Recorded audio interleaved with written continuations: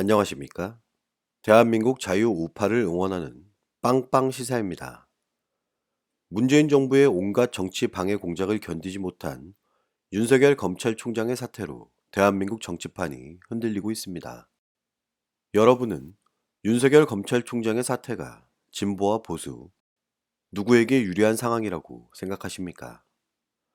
1년 앞으로 다가온 대권, 일부 전문가들의 평가와 같이 보수로서는 마땅한 인물이 없었던 만큼 한 가지 대안이 될 수도 있습니다. 윤석열 전 검찰총장은 자기 주장을 굽히지 않는 강직함과 동시에 우직함을 보여준 사람이었습니다. 하지만 막대한 지지를 얻고 있음에도 불구하고 차기 대권을 차지하기에는 부족하다고 평가하는 사람들도 있습니다. 문재인 정부 집권 이후 보수를 응원하는 많은 분들께서 이야기합니다.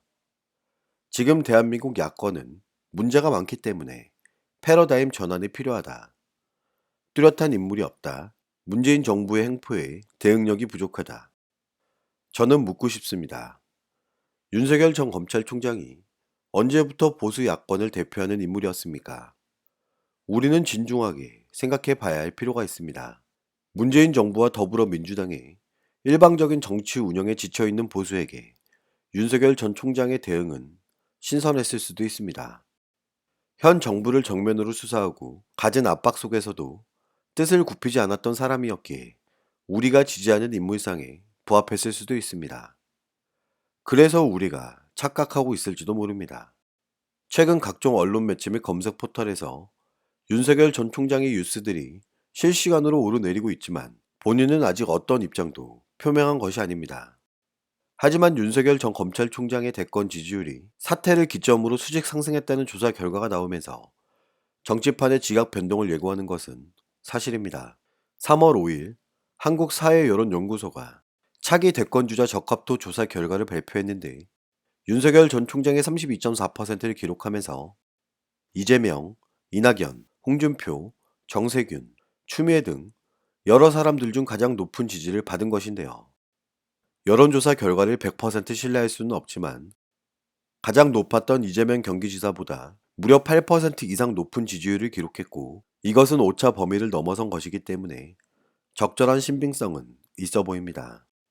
하지만 일부 전문가들은 경고하고 있습니다.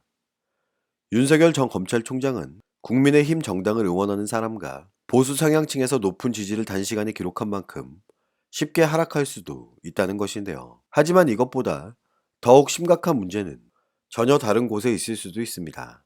윤석열 전 총장의 사퇴 선언이 정치권 이슈를 모두 잠식시키고 정치권이 출렁일 만큼 지금 그가 가지고 있는 시너지는 대단한 것 같은데요. 4월에 열리는 재보궐선거 이후 본격적인 정계 대비를 할 것이라는 평가가 우세한 가운데 여권과 야권 아니면 삼지대를 선택할지 어느 누구도 쉽게 단정짓지 못하는 상황입니다.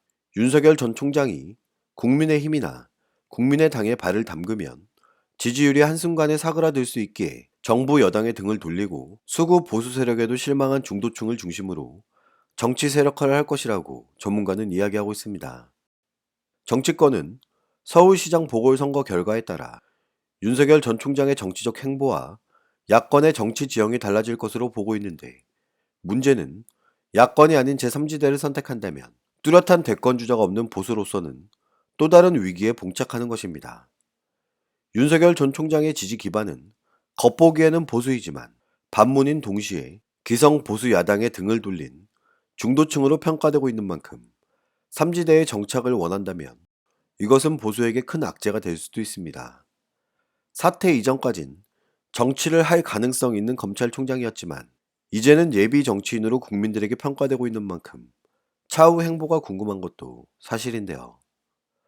뚜렷한 대안이 없고 마땅한 인물을 내세울 수 없는 지금의 대한민국 보수는 반성해야 합니다. 보수 감성팔이를 하자는 것이 아닙니다.